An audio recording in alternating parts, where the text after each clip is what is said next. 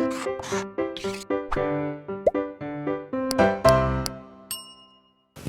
Students, welcome back to blueprint digital. आज की इस वीडियो में हम लिपिड्स के बारे में पढ़ेंगे। वीडियो को स्टार्ट करने से पहले हमारे चैनल को सब्सक्राइब करें और बेल आइकन दबाना न भूलें, जिससे हमारे लेटेस्ट वीडियोस की नोटिफिकेशन आपको प्राप्त होती रहे। अब हम आज के टॉपिक पर आते हैं। लिपिड्स वे ऑर्गेनिक कंपाउंड्स होते हैं जो फैटी एसिड्स के एस्टर्स होते हैं, यानी कि सिंपल लिपिड्स जैसे फैट्स और वैक्सेस, अथवा क्लोजली रिलेटेड सब्सटेंस होते हैं जैसे कंपाउंड लिपिड जो जैसे फास्फोलिपिड्स, जो यूजुअली वाटर में जो सामान्यतः जल में घुलनशील होते हैं, लेकिन नॉन पोलर सॉल्वेंट जैसे इथेनॉल, बेंजीन आदि में सॉल्युबल होते हैं। फैट और उसके डेरिवेटिव्स को लिपिड्स कहते हैं। बायोलॉजी में और बायोकेमिस्ट्री में लिपिड एक ऐसा मॉलिक्यूल होता है जो नॉन पोलर सॉल्वेंट्स में सॉल्युबल होता है और वाटर में इनसॉल्युबल होता है। लिपिड टर्म ब्लूर ने दिया था, और ये लिपिड्स जो होते हैं प्रोटोप्लाज्म में माइन्यूट ग्लोब्यूल्स यानी कि सूक्ष्म कणों के रूप में पाए जाते हैं। लिपिड्स कभी भी पॉलीमर नहीं बनाते हैं। लिपिड्स पॉलीमर नहीं बनाने वाले ऑर्गेनिक कंपाउंड्स हैं। लिपिड्स सबसे ज़्यादा एनर्जी प्रोड्यूस करते हैं कार्बोहाइड्रेट और प्रोटीन की तुलना में। 1 ग्राम लिपिड का मॉलिक्यूल 9.3 किलो कैलोरी एनर्जी उत्पन्न करता है, जो कार्बोहाइड्रेट के तुलना में डबल होती है। लिपिड के ऑक्सीडेशन से सबसे ज़्यादा वाटर प्रोड्यूस होता है, जल उत्पन्न होता है, जिसे हम मेटाबॉलिक वाटर बोलते हैं। इसीलिए जो डेजर्ट में यानी कि जो पानी की कमी में रहने वाले एनिमल्स होते हैं, वो वाटर की जो अपनी रिक्वायरमेंट है उसको पूरी करने के लिए फैट्स का ऑक्सीडेशन करते हैं, जिससे मैक्सिमम अमाउंट में एनर्जी प्रोड्यूस होती है।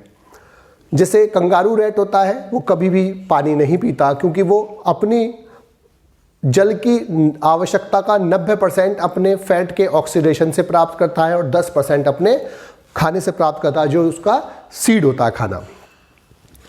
एनिमल्स में जो फूड स्टोर होता है वो बेसिकली मुख्यतः लिपिड्स के रूप में होता है, क्योंकि लिपिड्स हाइड्रोफोबिक मॉलिक्यूल होते हैं जो जल से क्रिया नहीं करते, जल में डिसॉल्व नहीं होते हैं, और वो कंडेंस्ड होते हैं, जिससे कम जगह में ज़्यादा लिपिड्स स्टोर होता है प्लस, और लिपिड्स से सबसे ज़्यादा एनर्जी प्रोड्यूस होती है।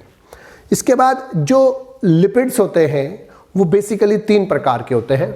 सिंपल लिपिड यानी कि सरल लिपिड, संयुक्त लिपिड यानी कंपाउंड लिपिड, और व्युत्पन्न लिपिड यानी कि डिराइव्ड लिपिड। सिंपल लिपिड्स जो होते हैं एस्टर्स होते हैं लॉन्ग चेन फैटी एसिड्स के और अल्कोहल के।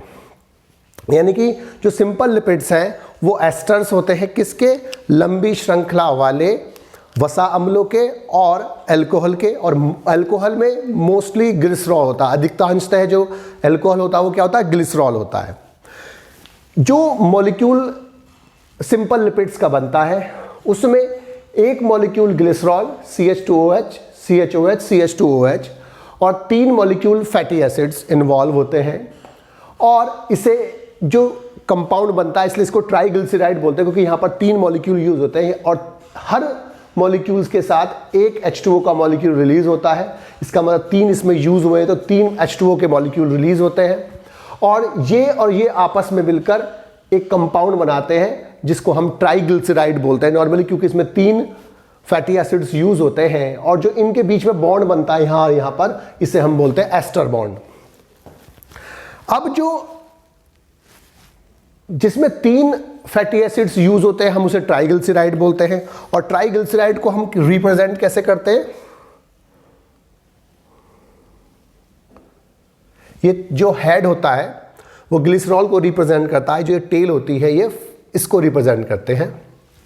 जब इसमें 2 मॉलिक्यूल होते हैं फैटी एसिड्स के तो उसको डाइग्लिसराइड बोलते हैं, ऐसे रिप्रेजेंट करते हैं, और जब एक होता है तब हम इसको ऐसे रिप्रेजेंट करते हैं। तो जो मोनोग्लिसराइड, डाइग्लिसराइड और ट्राइग्लिसराइड के रूप में इसको रिप्रेजेंट करते हैं। मोनोग्लिसराइड में एक एस्टर बॉन्ड होता है, डाइग्लिसराइड में 2 एस्टर बॉन्ड होते हैं, ट्राइग्लिसराइड में 3 एस्टर बॉन्ड होंगे, 1 2 3 बॉन्ड होंगे। तो ये हम इसको रिप्रेजेंट करते हैं इस फॉर्म में, और इसको इसमें बॉन्ड होते हैं एस्टर, मोनोग्लिसराइड में 1, डाइग्लिसराइड में 2, ट्राइग्लिसराइड में 3। इसके बाद जो फैटी एसिड्स होते हैं, ये फैटी एसिड्स 2 प्रकार के होते हैं जो इसमें यूज होते हैं। असंतृप्त यानी कि अनसैचुरेटेड, और संतृप्त यानी कि सैचुरेटेड फैटी एसिड। जो नॉर्मली अनसैचुरेटेड फैटी एसिड्स होते हैं वो प्लांट्स में पाए जाते हैं, और सैचुरेटेड फैटी एसिड्स जो होते हैं वो एनिमल्स के फैट में पाए जाते हैं नॉर्मली। जो सैचुरेटेड फैटी एसिड्स होते हैं वो जो सिंपल लिपिड्स जिनमें सैचुरेटेड फैटी एसिड होते हैं। तो सैचुरेटेड फैटी एसिड होते क्या है? जिनमें सिंगल बॉन्ड होता है, जिनमें double bond triple bond present नहीं होते, और जिसमें कार्बन के साथ हाइड्रोजन कंप्लीटली सेटिस्फाइड होता है, यानी कि पूर्ण रूप से वो संतृप्त होता है, पूर्ण रूप से वो सैचुरेटेड होता है, यानी कि अब उसमें और हाइड्रोजन जुड़ने की संभावना नहीं होती। लेकिन अनसैचुरेटेड फैटी एसिड में डबल बॉन्ड प्रेजेंट होते हैं या ट्रिपल बॉन्ड प्रेजेंट हो सकते हैं। डबल बॉन्ड के कारण अभी उसमें हाइड्रोजन कार्बन के साथ कंप्लीटली सैचुरेटेड नहीं है, पूर्ण रूप से संतृप्त नहीं है, अर्थात उसमें अभी गुंजाइश है कि डबल बॉन्ड हटकर सिंगल बॉन्ड बन जाए और वहाँ पर एक हाइड्रोजन और जुड़ जाए, या 2 हाइड्रोजन जुड़ जाए, या एक से ज़्यादा हाइड्रोजन जुड़ जाए। तो अर्थात इसमें हाइड्रोजन जुड़ने की संभावना नहीं होती, इसमें हाइड्रोजन जुड़ने की संभावना होती क्योंकि ये यहाँ पर कार्बन और हाइड्रोजन पूर्ण रूप से एक साथ सैचुरेटेड है, संतृप्त है। लेकिन इसमें डबल बॉन्ड होने की वजह से यहाँ पर अभी सिंगल बॉन्ड बन जाएगा और हाइड्रोजन जुड़ सकते हैं। जो सैचुरेटेड फैटी एसिड्स वाले सिंपल लिपिड्स होते हैं, simple lipids with saturated fatty acid जो होते हैं वो सॉलिड होते हैं रूम टेम्परेचर पर। ये जैसे फैट्स होते हैं एग्जाम्पल इसके, ये बॉडी में स्टोर हो जाते हैं, बेसिकली लीवर में स्टोर हो जाते हैं। इसके बाद ये ओबेसिटी करते हैं, अर्थात बॉडी में जो मोटापा होता है, इसे आम भाषा में मोटापा कहते हैं, ओबेसिटी करते हैं। इससे कोलेस्ट्रॉल का लेवल बढ़ता है और जो कार्डियोवैस्कुलर डिजीज है, हार्ट की डिजीज है, उनके बढ़ने की संभावना अधिक होती है। इसमें प्यूफा और म्यूफा नहीं होते, पॉली अनसैचुरेटेड फैटी एसिड और म्यूफा मोनो अनसैचुरेटेड फैटी एसिड। जो अनसैचुरेटेड फैटी एसिड्स होते हैं, सिंपल लिपिड्स जिसमें अनसैचुरेटेड फैटी एसिड्स पाए जाते हैं, वो लिक्विड रहते हैं रूम टेम्परेचर पर, जैसे ऑयल्स, और इनमें म्यूफा और प्यूफा होते हैं, अर्थात एक अनसैचुरेटेड फैटी एसिड यानी कि मोनो अनसैचुरेटेड फैटी एसिड या पॉली अनसैचुरेटेड फैटी एसिड्स, और ये ओबेसिटी नहीं करते, बॉडी में स्टोर नहीं होते, कोलेस्ट्रॉल का लेवल नहीं बढ़ता और कार्डियोवैस्कुलर डिजीज के चांस कम होते हैं। इसके बाद जो बॉडी है हमारी, उस बॉडी के नीचे एक लिपिड की लेयर प्रेजेंट होती है, सबक्यूटेनियस लेयर बोलते हैं, और वो 2 काम करती है। एक तो वो फूड रिजर्वर की तरह काम करती है, अर्थात वो फूड को स्टोर करती है, और वो इंसुलेटर की तरह करती है, ऊष्मारोधी की तरह काम करती है, और बॉडी की हीट को बॉडी से बाहर निकलने से रोकती है। जो कंपाउंड लिपिड्स होते हैं वो इन्हें कॉन्जुगेटेड लिपिड्स भी बोलते हैं। जो कंपाउंड लिपिड्स होते हैं, इसका मतलब क्या है कि ये लिपिड के साथ कोई नॉन लिपिड पार्ट भी जुड़ा हुआ होता है, अर्थात लिपिड के साथ इनमें कोई ऐसा पार्ट भी प्रेजेंट होता है जो लिपिड नहीं होता है। इसका जो बेस्ट एग्जांपल है जो बायोमेम्ब्रेन में दिखाई देता है या बायोसिस्टम में दिखाई देता है, लिविंग सिस्टम में दिखाई देता है, वो होता है फास्फोलिपिड।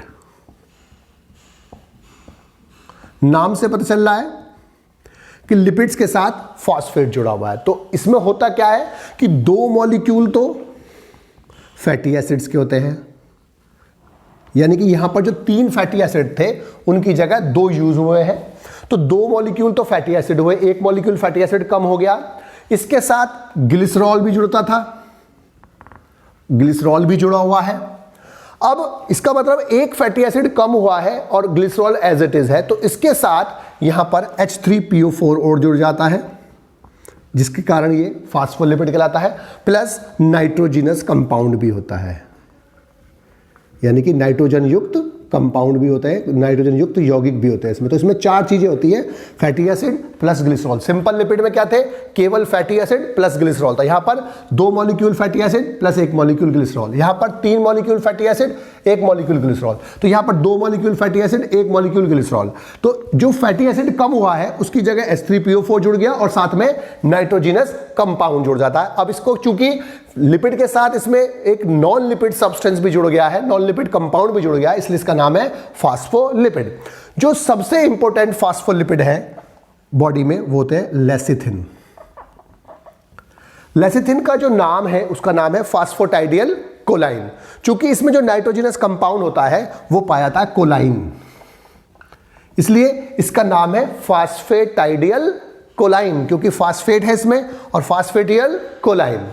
जो ये पाया कहां जाता है, ये पाया जाता है एग योक में। जो एग के अंदर येलोइश कलर का, पीले कलर का सब्सटेंस पाया जाता है, जिसे पीतक बोलते हैं हम, योक होता है। उस योक का काम होता है विकसित हो रहे एम्ब्रियो को न्यूट्रिशन प्रदान करना। तो एक तो एग योक में पाया जाता है, इसके अलावा ये ब्लड में पाया जाता है, इसके अलावा ये ऑयल सीड्स में पाया जाता है, जो सीड्स से ऑयल प्राप्त होता है उसमें प्राप्त होता है। ब्लड में जो लेसिथिन होता है उसका काम क्या होता है कि वो कैरियर की तरह काम करता है, वाहक की तरह काम करता है। और ये जो फंक्शन कैसे करेगा, कैरीज करता है मॉलिक्यूल्स को, फैट मॉलिक्यूल्स को हेल्प करता है एक फॉर्म से दूसरी फॉर्म में, यानी कि लिपिड के मॉलिक्यूल्स को लीवर से ब्लड में और ब्लड से लीवर में ले जाने का काम करता है। यानी कि लीवर से ब्लड में और ब्लड से लीवर में जो ट्रांसपोर्ट होता है फैट का, उसको ले जाने का काम करता है, उसको ट्रांसपोर्ट में हेल्प करता है। दूसरा होता है सिफेलिन। जो दूसरा एग्जाम्पल है वो है सिफेलिन। सिफेलिन भी कोलाइन के समान होता है, यानी कि फास्फोटाइडल कोलाइन के समान होता है, लेकिन इसमें अंतर क्या होता है कि ये जो इसमें नाइट्रोजिनस कंपाउंड होता है वो होता है इथेनोलेमाइन। इसमें था कोलाइन, इसमें है इथेनोलेमाइन, और ये भी एक योग में पाया जाता है। इसके अलावा ये नर्वस टिश्यूज में पाया जाता है और ब्लड प्लेटिलेट्स में पाया जाता है। दूसरा जो एग्जाम्पल है फास्फोलिपिड के बाद वो है ग्लाइकोलिपिड। पहला एग्जाम्पल हो गया फास्फोलिपिड, दूसरा एग्जाम्पल हो गया ग्लाइकोलिपिड। नाम से पता चल रहा है ग्लाइको वर्ड किसके लगाते हैं, कार्बोहाइड्रेट के लिए। इसका मतलब नाम से पता चल रहा है कि इसमें ग्लाइकोलिपिड के अंदर लिपिड के साथ कार्बोहाइड्रेट जुड़ा होगा। तो होते क्या है इसमें, 2 molecule fatty acid plus 2 molecule fatty acid के साथ स्फिग्नोसाइन होता है। स्फिग्नोसाइन, स्फिग्नोसाइन के साथ जो होता है गैलेक्टोज होता है, जो कार्बोहाइड्रेट होता है। तो इसीलिए गैलेक्टोज यानी कि कार्बोहाइड्रेट के कारण इसका नाम क्या है, ग्लाइकोलिपिड। तो 2 molecule fatty acid plus sphingosine plus galactose मिलकर क्या बनाते हैं, ग्लाइकोलिपिड बनाते हैं। और जो सेरिब्रोसाइड्स होते हैं, यानी कि जो ग्लाइकोलिपिड्स जो पाए जाते हैं वाइट मैटर में, ब्रेन में, वो इसके एग्जाम्पल होता है। प्लस जो सेल मेम्ब्रेन होती है, सेल मेम्ब्रेन के अंदर ग्लाइकोलिपिड और ग्लाइकोप्रोटीन्स पाए जाते हैं, जो सेल टू सेल रिकॉग्निशन यानी कि एक सेल को दूसरी सेल से पहचान में सहायता करते हैं। तो ग्लाइकोलिपिड और फास्फोलिपिड, जो फास्फोलिपिड है वो तो सबसे मेन कंपोनेंट होते ही हैं सेल मेम्ब्रेन के, लेकिन सेल मेम्ब्रेन में कार्बोहाइड्रेट जो होता है वो जुड़ा होता है लिपिड से। तो ग्लाइकोलिपिड और फास्फोलिपिड सेल मेम्ब्रेन बनाने में हेल्प करते हैं। अब जो डिराइव्ड लिपिड होते हैं, डिराइव्ड लिपिड सिंपल अथवा कंपाउंड यानी कि सरल और संयुक्त लिपिड से डिराइव्ड होते हैं, व्युत्पन्न होते हैं। ये कॉम्प्लेक्स संरचना, इनकी जो संरचना होती है वो कॉम्प्लेक्स होती है, जटिल होती है, और ये वाटर में यानी कि जल में इनसॉल्युबल होते हैं, अघुलनशील होते हैं, लेकिन ऑर्गेनिक सॉल्वेंट्स में ये घुलनशील होते हैं। अब जो डिराइव्ड लिपिड होते हैं, डिराइव्ड लिपिड्स 2 प्रकार के होते हैं। इसके एग्जाम्पल जो है 2 हैं,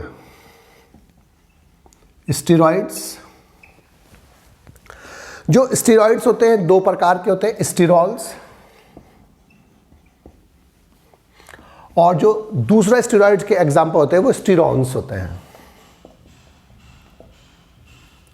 जो दूसरा एग्जाम्पल है स्टेरॉइड्स का वो होते हैं क्रोमोलिपिड्स। नाम से पता चल रहा है, क्रोमो का मतलब होता है कलर्ड। जो कलर देने वाले सब्सटेंस होते हैं वो क्रोमोलिपिड्स के अंतर्गत आते हैं। अब जो लिपिड्स हैं, उन लिपिड्स के बॉडी में जो फंक्शंस होते हैं, जो लिपिड्स होते हैं वो कार्बोहाइड्रेट की तुलना में अधिक एनर्जी उत्पन्न करते हैं और इसीलिए इनको रिजर्व फूड के रूप में, संचित भोजन के रूप में रखा जाता है। एनिमल्स में, जंतुओं में जो संचित भोजन होता है, रिजर्व फूड होता है, मुख्यतः ग्लाइकोजन के रूप में होता है। और जो लिपिड की जो लेयर होती है वो स्किन के नीचे प्रेजेंट होती है, जो फूड रिजर्वियर की तरह भी काम करती है, संचित भोजन भी रखती है, प्लस वो इंसुलेटर का भी काम करती है। दूसरा, इसको संचित रखने का कारण क्या है कि इसकी जो एक मॉलिक्यूल होता है, वो 1 ग्राम जो लिपिड मॉलिक्यूल होता है वो 9.3 किलो कैलोरी एनर्जी उत्पन्न करता है, जो सबसे ज़्यादा होती है। दूसरा, जो फास्फोलिपिड होता है वो सभी प्रकार की जो सेल मेम्ब्रेन्स होती हैं, चाहे वो ऑर्गेनील्स की हो, कोशिकांगों की हो, चाहे वो प्लाज्मा मेम्ब्रेन हो, उसका जो मुख्य अवयव है, मेन कंपोनेंट है, वो फास्फोलिपिड होता है। क्योंकि फास्फोलिपिड की मात्रा प्रोटीन से कम होने के बावजूद भी वो उसका मेन कंपोनेंट है, मेन घटक है, मुख्य अवयव है, क्योंकि वो एक कंटिन्यूअस लेयर बनाता है फास्फोलिपिड की। तीसरा, त्वचा के नीचे जो लेयर प्रेजेंट होती है वो 2 काम करती है। एक तो फूड के रिजर्व की तरह काम करती है, अर्थात संचित भोजन की तरह काम करती है, प्लस वो बॉडी के अंदर ऊष्मारोधी यानी कि इंसुलेटर की तरह काम करती है और बॉडी की हीट को बाहर और बाहर की हीट को अंदर आने से रोकती है। जो चौथा है, जो कोलेस्ट्रॉल होता है, जो लिपिड है, वो हार्मोन्स के संश्लेषण में महत्वपूर्ण भूमिका निभाता है। जैसे एडिनोकॉर्टिकॉइड हार्मोन होते हैं और जो लिंग हार्मोन होते हैं और विटामिन डी आदि का जो संश्लेषण होता है वो कोलेस्ट्रॉल से होता है। विटामिन डी कोलेस्ट्रॉल से सन की, सूर्य की जो यूवी रेज है उसकी प्रेजेंस में बनता है और जो हमारी बॉडी के अंदर बोन और कैल्शियम मेटाबॉलिज्म में महत्वपूर्ण रोल प्ले करता है। वसा अम्लों का जो अवशोषण होता है और जो अभिगमन होता है उसमें फास्फोलिपिड महत्वपूर्ण भूमिका निभाता है। 6th जो है, तंत्रिका तंतुओं में जो नर्वस सेल्स होती हैं, न्यूरॉन्स होती हैं, उसके ऊपर एक शीट पाई जाती है, आच्छंद पाया जाता है, जिसे हम माइलिन शीट बोलते हैं और ये विद्युत रोधी होती है और वो लीकेज को, आयंस के लीकेज को रोकती है और वो नर्व कंडक्शन में सहायता करती है, यानी कि जो उद्दीपनों का जो जाना होता है, जो उद्दीपनों का जो संचरण होता है उसमें सहायता करती है। 7th, जो विटामिन ए, डी और ई होते हैं वो वसा में घुलनशील होते हैं, लिपिड्स में घुलनशील होते हैं, अर्थात वो उसके लिए विलायक का काम करते हैं। 8th, जो अघुलनशील होने के कारण जो लिपिड्स होते हैं वो भोजन के रूप में शरीर में संचित रहते हैं और जंतुओं में ये जो एडिपोज टिश्यू होता है उसमें और पादपों में ये तेल की बूंदों के रूप में लिपिड्स स्टोर रहता है फूड के रूप में।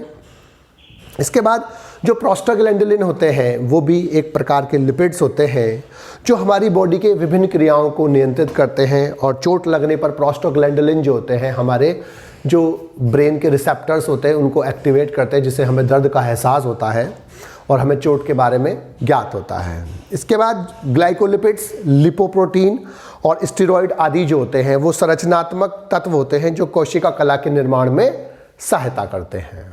बच्चों, आज की इस वीडियो में बस हम इतना ही पढ़ेंगे। हमारी इस वीडियो को आप लाइक करें और अपने दोस्तों के साथ शेयर करें।